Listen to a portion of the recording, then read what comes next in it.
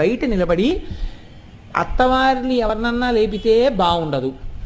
అంత దూరం ఒక్కతే వెళ్ళి 13 ఏళ్ల పిల్ల స్నానం చెయ్యాలంటే ఆవిడ బెంగ పెట్టుకుని ఇప్పుడు నాకు ఎవరు తోడొస్తారు అని ఇలా గడ్డం మీద చెయ్యేసుకుని ఆలోచిస్తున్నారు. ఆవిడ ఇలా చూసేటప్పటికి ఆవిడ ముందు నలుగురు వెనక నలుగురు యనమండుగురు గొప్ప స్త్రీలు నిలబడి ఉన్నారు. అమ్మ, మేము కూడా హలధర పుష్కరిణికి స్నానానికి ఎడుతున్నాం, మీరు అక్కడికేనా అని అడిగారు. అవును, నేను అక్కడికే అన్నారు. రా వెడదామన్నారు. ముందు నలుగురు వెనక నలుగురు నడిచి తీసుకెళ్లారు.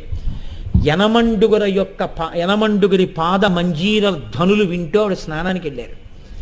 ఆ యనమండుగురే అష్టలక్ష్ములు.